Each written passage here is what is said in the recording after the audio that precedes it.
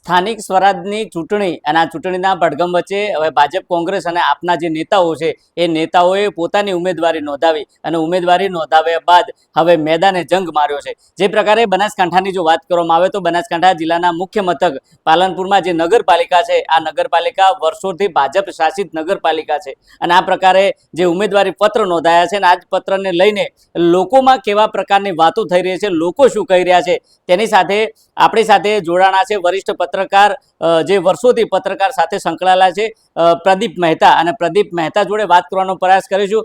દાદા, શું કહેશો આ વર્ષોથી પાલનપુર જે નગરપાલિકા છે અને પાલનપુરનું જે પ્રભુત્વ છે, કઈ એવી બાબતો છે કે પાલનપુર તેનાથી જાણીતું છે? વર્ષો પહેલા પરિસ્થિતિ કેવી હતી અને હાલ કેવી પરિસ્થિતિ છે?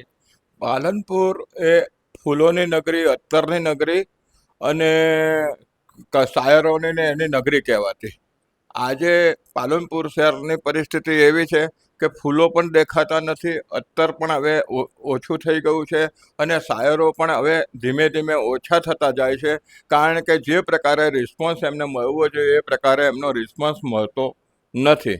હવે સ્થાનિક સ્વરાજની ચૂંટણીની વાત કરીએ તો મને યાદ છે ત્યાં સુધી 1970માં 25 બેઠક હતી પાલનપુર નગરપાલિકાની અને 7 વોર્ડ હતા.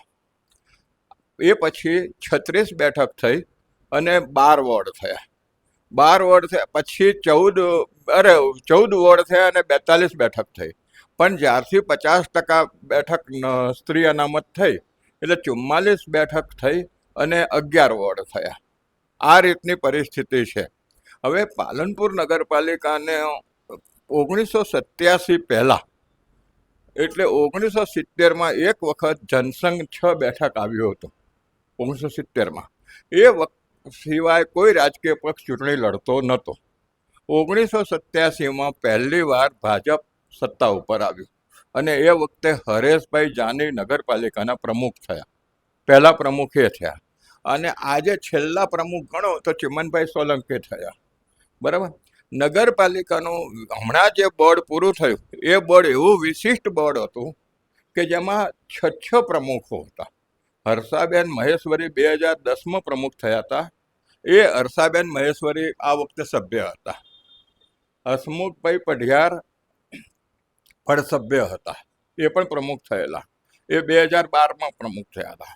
પછી નીલમબેન જાની પ્રમુખ થયેલા, એ પણ સભ્ય હતા. ત્યારબાદ હેતલબેન રાવલ આ બોર્ડમાં પ્રમુખ થયા. હેતલબેનને હટાવી અને પછી કિરણબેન રાવલ પ્રમુખ થયા અને પછી ચિમનભાઈ સોલંકી પ્રમુખ થયા. હવે આ સંઘ આટલો પટ્ટો ગયો. એમાં પહેલું બોર્ડ હતું કે જેમાં અનુભવી પ્રમુખો હતા, છતાં આ વહીવટ, આ 5 વર્ષનો વહીવટ સૌથી વધુ વગોવાયો. અગાઉના વહીવટ કરતાં પણ સૌથી વધુ આ વહીવટ વગોવાયો. એની પાછળનું પણ સાચું કારણ એ હતું કે વહીવટમાં જે કાર્યદક્ષતા જોઈએ એ કોઈનામાં નથી, અને હતી તો એ લોકો બોલતા નહોતા. પરિણામ એ આવ્યું કે કોઈ કરતાં કોઈ દિશા સૂચન વાયુ રિઝલ્ટ હતું નહીં. પાલનપુર શહેરમાં દૂધ વિતરણ એ શિરીષભાઈ મોદીએ 1970-71માં શરૂ કર્યું હતું. એ પછી ઘેર ઘેર પાણી યોજના પણ એમણે શરૂ કરી હતી. અને ભૂગર્ભ ગટર માટેની ખાતમુહૂર્ત મકરંદ દેસાઈના હસ્તે કરાવ્યું હતું. ને એ વખતે લેખરાજ બચાણી સંસદીય સચિવ હતા. મકરંદ દેસાઈ પાણી પુરવઠા મંત્રી હતા અને એની તકતી મીરા દરવાજે હતી. અત્યારે એ તકતી નથી. પણ એ પછી સુરેશભાઈ મહેતા પ્રમુખ થયા, દલપતભાઈ ડોશી પ્રમુખ થયા, આ બધા પ્રમુખ થયા. વચ્ચે મનસુખલાલ દવે પણ પ્રમુખ થયા. વચ્ચે મનસુખલાલ દવે બી ઘણો ટાઈમ પ્રમુખ રહ્યા. પણ પાલનપુર નગરપાલિકાના વહીવટમાં ભ્રષ્ટાચારની મોટી ફરિયાદો ક્યારેય ઉઠતી નહોતી, કારણ કે નગરપાલિકા પણ આર્થિક ભીંસમાં ચાલતી હતી. એટલે માંડ બધા હરખું કરતા હતા. નગરપાલિકાના કર્મચારીઓનો પગાર બાકી રહેતો હતો.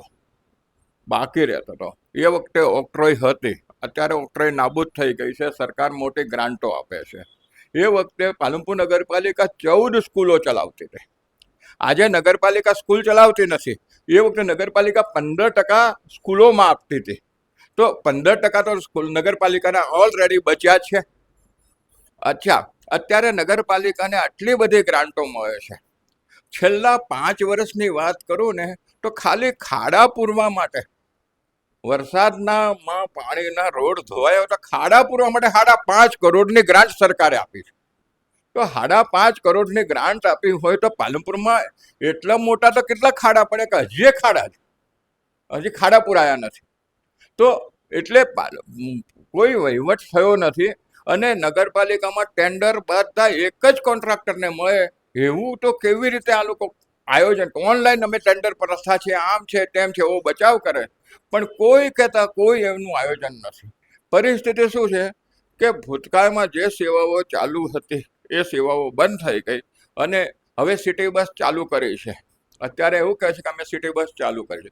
સિટી બસ પહેલા હતી તો બંધ કેમ થઈ અને આ ચાલુ કરી છે?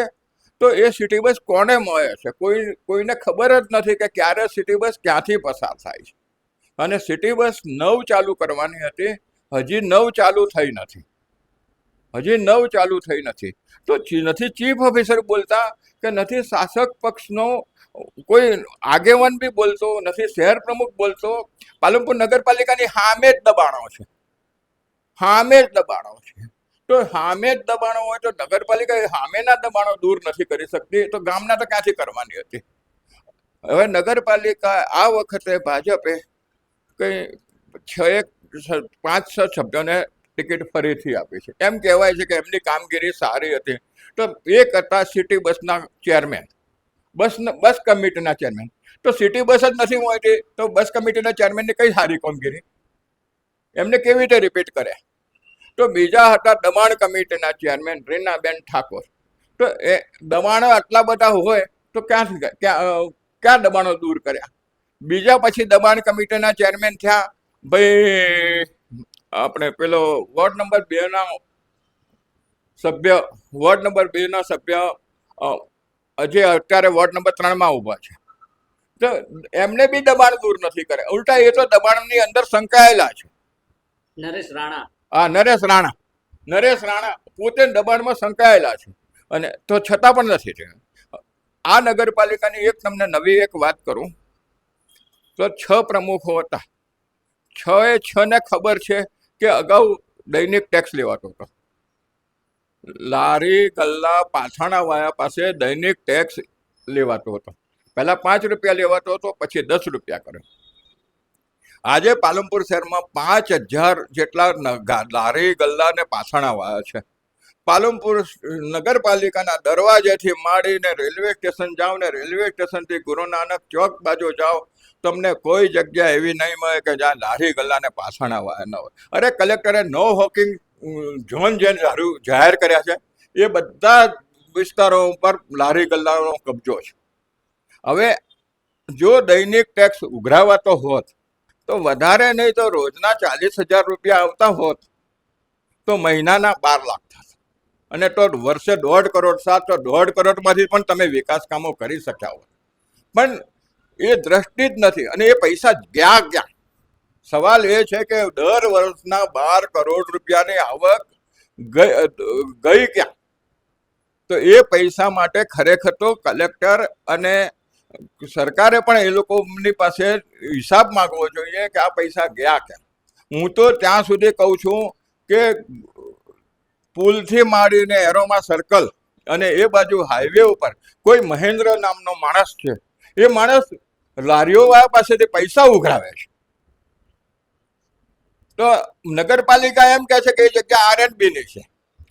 તો R&B વાળા બી નથી બોલતા કે નગરપાલિકા બોલતી. આ મહેન્દ્ર કોણ? એ બી આ લોકો હોતું જોઈએ. નગરપાલિકા પાસે હવે સિટી બસ ચાલે છે તો સિટી બસ વાને બસની આવક પણ એને લેવાની, ઉપરથી નગરપાલિકા 4 લાખ આલે. તો પછી કયો માણસને બસ ચલાવવામાં રસ રહે? એને તો એમ જ બસ ફેરવવામાં જ રસ રહે. ખાલી બસ ફરશે તો મને 4 લાખ મળવાના જ છે. એટલે આ વસ્તુ છે. એના કારણે હવે આજે જે ઉમેદવારો ઊભા છે એની હું તમને એક વાત કરું તો ખરેખર તો આપણે લોકો નગરપાલિકાના સભ્યોનો વાંક કાઢીએ છીએ, પણ ભાજપની એક થિયરી છે કે નગરપાલિકાનું બોર્ડ હોય એના આગલા દિવસે એમની મિટિંગ હોય. એ મિટિંગની અંદર શહેર પ્રમુખ, ધારાસભ્ય હોય તો ધારાસભ્ય અથવા એમની સંકલન સમિતિમાં જે સભ્ય હોય એ મેન્ડેટ આપી દે આમ કરવાનું છે. એટલે બીજે દિવસે પેલા લોકો મુંડી હલાવી અને હા બોલીને જતા રહે. કોઈ દિવસ નગરપાલિકાની મિટિંગમાં એ ખુદ તમે નગરપાલિકાના સભ્યોને પૂછજો કે તમારા બજેટમાં શું છે, તો ખબર નહીં હોય. એમને ખબર જ નથી હોતી કે બજેટમાં શું છે. સિટી બસની તમે વાત કરી. સિટી બસનું જ્યારે લોકાર્પણ થયું ત્યારે ચીફ ઓફિસર નગરપાલિકાના પ્રમુખે એમ કીધું કે 1 મહિના પછીની 5 બસો શરૂ કરવામાં આવશે. મહિનાઓ વીત્યા પણ બસ હજુ સુધી 4 સિવાય દેખાતી નથી. શું કહેવું છે આ બાબતે? મહિલાઓને પણ કોઈ સગવડ નથી, વિદ્યાર્થીઓને કોઈ પાસની સગવડ નથી કે વિદ્યાર્થીનીઓને ગુજરાત સરકારની બસમાં ફ્રી મુસાફરી છે પણ અહીંયા ફ્રી મુસાફરી નથી આજની તારીખે પણ. અને એ વખતે તો એવું કહેતા હતા કે વિદ્યાર્થીઓને સ્કૂલમાં પરીક્ષાના ટાઈમે બસ મળશે તો સગવડ મળશે, પણ કોઈને બસ મળીને બધાએ રિક્ષાઓમાં જવું પડ્યું. વર્ષો પહેલા જે નગરપાલિકા છે, નગરપાલિકાની સ્થિતિ શું હતી અને હાલમાં શું સ્થિતિ છે? વર્ષો પહેલા નગરપાલિકાની સ્થિતિ ઘણી ખરાબ હતી. આર્થિક રીતે નગરપાલિકા પાસે પૈસા જ નહોતા. નગરપાલિકાના કર્મચારીઓના 2 મહિના 3 મહિનાના પગારો ચઢી જતા હતા. આજે નગરપાલિકાને અઢળક ગ્રાન્ટ મળે છે, એટલે એના કારણે નગરપાલિકાને ઉલટી ટેક્સ ઉઘરાવવાની પડી નથી. એના કારણે નગરપાલિકાને આજની તારીખે 15 કરોડ રૂપિયા તો વસૂલાત બાકી હશે આજની તારીખે, અને નવા ચડશે જુદા. શહેરના કેવા એવા પ્રશ્નો છે કે લોકોને વર્ષોથી આ પ્રશ્નો ઉકેલાયા નથી? જો શહેરના મુખ્ય પ્રશ્નોમાં આજે મહત્વના રસ્તાઓ તમે જુઓ તો કોઈ રસ્તા બનતા નથી. નગરપાલિકામાં વોર્ડ નંબર 4 અને 5માં કોંગ્રેસના સભ્યો ચૂંટાયા છે. હવે કોંગ્રેસના સભ્યો ચૂંટાય છે અને મુસ્લિમ સભ્યો ચૂંટાય છે. આ ભાજપની હિન્દુત્વની નીતિ રહેલી છે. અને ભાજપ વોર્ડ નંબર 4 અને 5ના રોડ, રસ્તા, સફાઈ એ બાબતમાં પૂરતું ધ્યાન આપતી નથી. પણ એમાં એ વાત ભૂલાઈ જાય છે કે વોર્ડ નંબર 4 અને 5માં એમના જ્યારે ઉમેદવારો ઉભા રહે ત્યારે એમને 2,000-2,500 વોટ તો મળે છે. મતલબ કે એ વિસ્તારમાં એટલા લોકો એવા રહે છે કે જે લોકો ભાજપની વિચારધારા સાથે જોડાયેલા, તો એટલા વિસ્તારમાં તો કામ કરવું જોઈએ ને, પણ એમાં એ કામ નથી કરતા. એના કારણે હું આપને એક જ દાખલો આપું.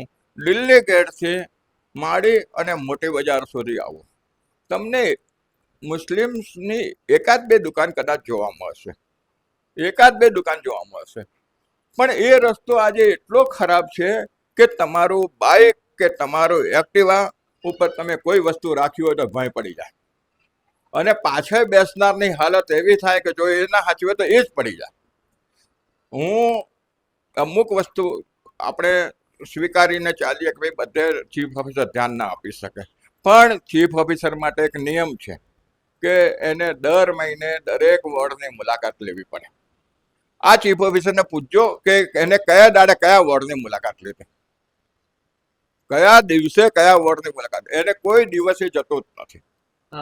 ભારતીય જનતા પાર્ટી વિકાસની વાતો કરે છે, દેશની સૌથી મોટી પાર્ટી હોવાનું કહે છે, અને કાલે જે પ્રકારે જે દર્શો સામે આવ્યા કે ભાજપના નેતાઓ એક મહિલાને લઈને પોતાનું ઉમેદવારી પત્ર પાછું ખેંચવા આવ્યા હતા, આ વિડીયો વાયરલ થયો, શું કહેશો?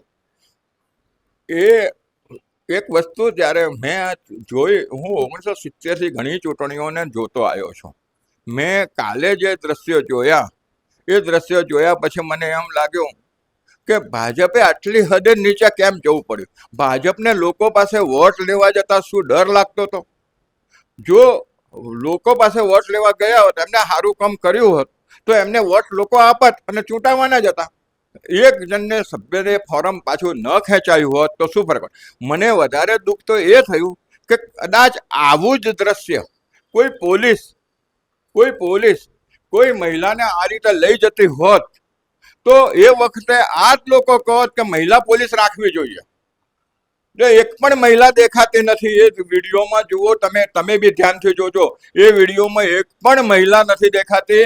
અને પુરુષ સભ્યો, માજી પ્રમુખો અને માજી ઉપપ્રમુખ ને એ બધા એમ કે એ મહિલાને એવી રીતે ઘેરો ઘાલીને જાય છે કે જાણે નાસી ન જાય અને ભાગી ન જાય. અને ખરેખર તો આવું દ્રશ્ય હિન્દુ સમાજ હિન્દુ સંસ્કૃતિ માટે પણ શરમજનક છે.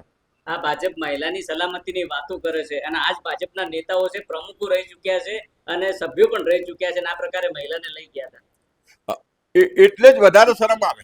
કેમ કે જો કોંગ્રેસ તો મરી પરવારી છે એમ માની લ્યો, કોંગ્રેસ મરી પરવારી છે અને તો કોંગ્રેસ હતી નહીં, કોંગ્રેસને ઉમેદવારો નતા મળતા, કોંગ્રેસને ઉમેદવારો નતા મળતા અને આપણે વોર્ડ નંબર 10માં કોંગ્રેસ 2 ઉમેદવારો ન મૂકી શકે, એને કારણે બિનહરીફ થઈ. વોર્ડ નંબર 3માં એક ઉમેદવારનો જો આટલા બધા વખતની પાર્ટી હોય, એ પાર્ટી કાયદો નથી જાણતી અને એને ફોરમ રદ થાય. આ 3 બેઠક તમને આવી રીતે બિનહરીફ મળી ગઈ હોય અને પછી તમારે એમ કહેવું પડે, તમારે એક મહિલાને ખેંચાવવા માટે એને ધાક ધમકી આપી અને એને દબડાઈ અને એને કબજો કરીને એનો ઘેરો ગાલીને ફોરમ પાછા. ખરેખર તો અધિકારીઓએ લોકશાહીમાં અધિકારીઓને પણ ઘણા બધા અધિકારો છે. એ અધિકારોમાં એમણે કોઈનું પણ રાજીનામું પાસ કરતા કે કોઈનું ફોરમ પાછું ખેંચતા કે કોઈનું, તો એને પાસે એને સ્વતંત્ર રીતે નિર્ણય લીધો છે કે નહીં, અથવા કોઈ ભય કે ડરથી એને આ નિર્ણય નથી લીધો, એવી એને ખાતરી કરવી પડે. અહીંયા તો કશું કર્યું નથી અને એનું ફોરમ એકદમ પાછું ખેંચાઈ ગયું. આ ખરેખર તો ચૂંટણી અધિકારીની આ ભૂલ છે, ચૂંટણી અધિકારીની આ ભૂલ છે. ખરેખર તો ચૂંટણી પંચે પણ આ વસ્તુને માર્ક કરવી જોઈએ અને ખરેખર એ ચૂંટણી અધિકારી સામે કાં તો પગલાં લેવા જોઈએ અને કાં તો ચૂંટણી અધિકારીને ખસેડી દેવા જોઈએ. આ મહિલાને ઘેરાવા સાથે પ્રાંતમાં ઉમેદવારી પત્ર ખેંચવાયા, સ્થાનિક વહીવટી તંત્ર ચૂપ છે, ચૂંટણી અધિકારી ચૂપ છે, પોલીસ ચૂપ છે. પોલીસ ચૂપ છે નહીં. હું તો ત્યાં સુધી કહું કે એને તમારે આ રીતે ફોરમ પાછું ખેંચાવાય જ નહીં. અને ખરેખર તો જિલ્લા ભાજપના પ્રમુખને પણ એ ખબર નથી કાયદો શું છે, એ ખબર નથી. એને તો જાહેર કરી દીધું પાલનપુરની વોર્ડ નંબર 1ની 3 બેઠકો બિનહરીફાઈ અને એ લોકોને હારતોરા બી કરાવી દીધા. હકીકતમાં વોર્ડ નંબર 1ની ફક્ત એક જ બેઠક બિનહરીફ થઈ છે અને 4 ઉમેદવારો વચ્ચે ચૂંટણી છે અને એ 4 ઉમેદવારો વચ્ચે ચૂંટણી થશે અને એમાં કઈ ગરબડી પણ થઈ શકે છે. 20 વર્ષથી વધુના સમયમાં ભાજપનું શાસન છે. કેવો વિકાસ પાલનપુર શહેરનો થયો છે? પાલનપુર શહેરમાં ભાજપે હકીકતમાં ગ્રાન્ટોનો અવેર જ કર્યો છે. એમની પાસે કોઈ દિશા સૂચન, કોઈ દ્રષ્ટિ નથી. પાલનપુર નગરપાલિકાના એક પ્રમુખ હતા સુરેશભાઈ મહેતા. એમણે નગરપાલિકામાં ડબલ રસ્તા બનાવ્યા. એટલે આજે એ રસ્તા આપણે જોઈએ છીએ, એરોમા સર્કલથી ગુરુ નાનક ચોક અને ગુરુ નાનક ચોકથી સુરેશ મહેતા ચોક, સુરેશ મહેતા ચોકથી ગલબાભાઈ નો બાવલો એ બાજુ છે એ જવાનો રસ્તો છે. એ રસ્તો એ વખતે બન્યો. એવી રીતે સિટી લાઇટ વાળો રસ્તો પણ એ વખતે બન્યો. સિટી લાઇટ પાસેનો ડબલ રસ્તા પણ એ વખતે બન્યા. એટલે અને જો આ લોકોએ ધાર્યું હોત તો મારા જ ઘર પાસે માલણ દરવાજે જતો રસ્તો બનાવ્યો આ લોકોએ, એ રસ્તો ડબલ બનાવી શક્યા હોત. પણ આ લોકોએ એક દ્રષ્ટિવંત કાર રાખી, દબાણો દૂર નહીં કરવાના, દબાણો દૂર નહીં કરવાના. એટલે શિવનગરનો રસ્તો બનાવ્યો, એ બી એ લોકો ડબલ બનાવી શક્યા હોત. પણ ડબલનો દૂર નહીં કરવાના એક જ દ્રષ્ટિ રાખી એટલે એ લોકોએ રસ્તો બનાવ્યો. કહેવાય રસ્તો બનાવ્યો અને દરેક રસ્તો બનાવે, એ રસ્તો બનાવે એટલે ચોમાસામાં આવે વરસાદ એટલે ધોવાઈ જાય.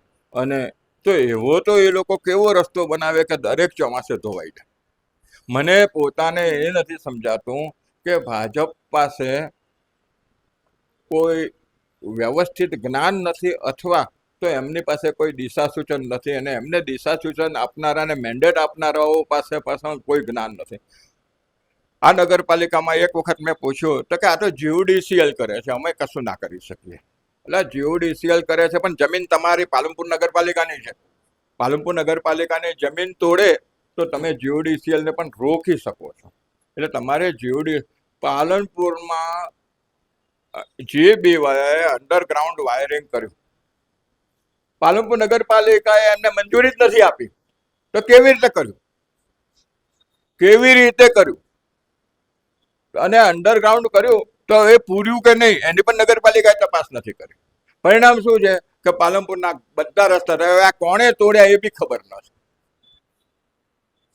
કોણે તોડ્યા એ બી ખબર નથી. અને પાલનપુર નગરપાલિકામાં અત્યારે અઢળક ગ્રાન્ટ આવે છે, પૈસાની જરૂર નથી, એટલો બધી ગ્રાન્ટ આવે છે, છતાં હું તમને અત્યારથી કહી દઉં કે હવેનું બોર્ડ આવશે જે એ બોર્ડ વેરા વધારશે ને વધારશે. તો આ હતા પાલનપુર શહેરના પ્રબુદ્ધ અને વરિષ્ઠ પત્રકાર.